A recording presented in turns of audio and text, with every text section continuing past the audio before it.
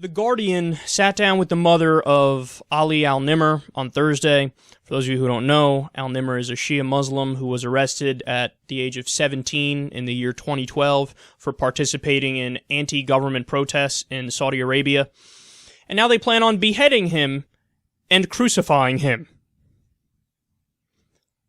Incredible. So his mother said the following, quote, "When I visited my son for the first time, I didn't recognize him. I could clearly see a wound on his forehead, another wound on his nose.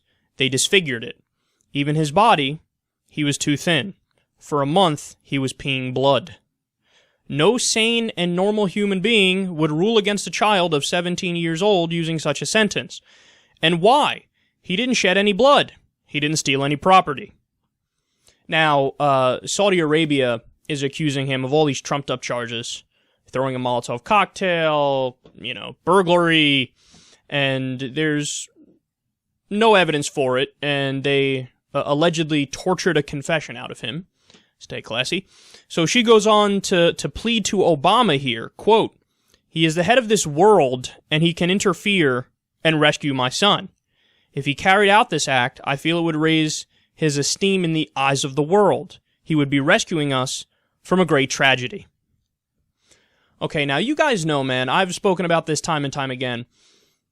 By and large, I'm a non-interventionist, which means I never want to use the U.S. military unless there's an imminent threat of attack against us, and we can invoke those two big words, self-defense. So if, and I don't think this is what she's asking for, but if she's alluding to some sort of a military intervention, absolutely not.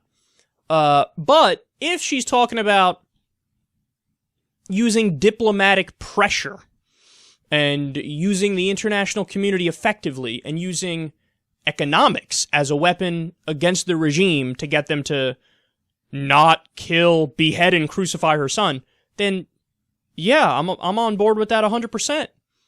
Absolutely. Now, I know people always, whenever I talk about this, people say, well, there's a complicated relationship economically between the U.S. and Saudi Arabia, and if you do something they don't like, well, they can pull the rug out from underneath us and our currency by doing X, Y, and Z, and this and that. I understand all that. But at some point, you have to break up this unholy alliance. Guys, we're talking about a Wahhabi regime here, a Salafist regime. That's the version of Islam that ISIS is. It is the ultra-conservative, literalist interpretation of Islam. When people talk about the extremists, when people talk about the bad guys, this is who they're talking about.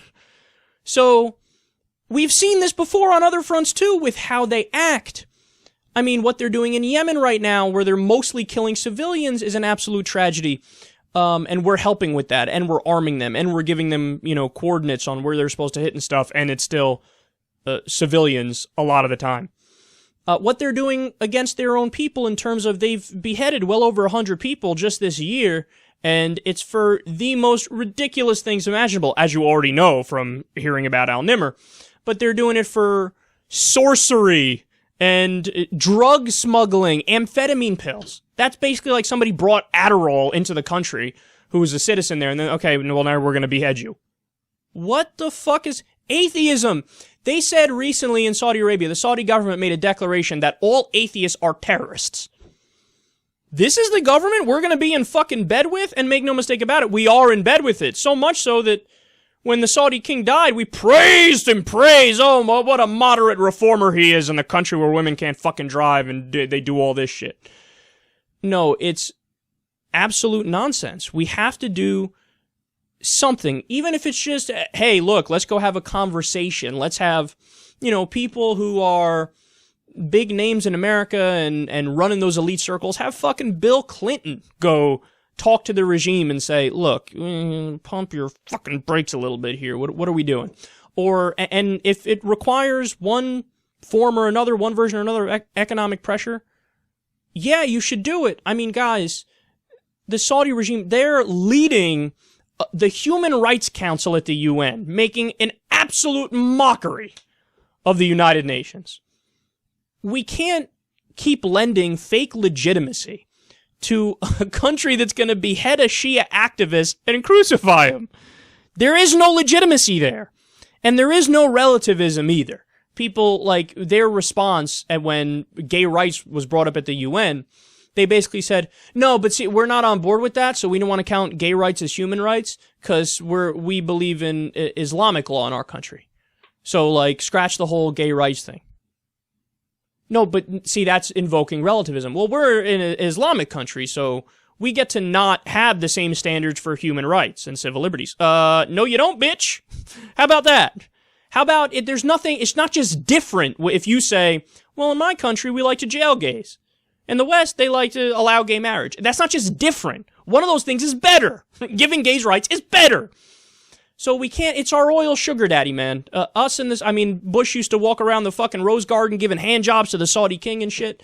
Enough. Now, again, I'm not trying to do, you know, a literal war or even to sever ties completely. I'm a non-interventionist. I'm not gonna fuck with you if you don't fuck with me. But when we talk about something like this, is economic pressure merited? Absolutely. Put on some economic pressure. Make them feel like they have to not keep beheading and crucifying people, because this is one of the things where you lose your international respect and credibility if you do it. They should have lost their respect and credibility a long time ago.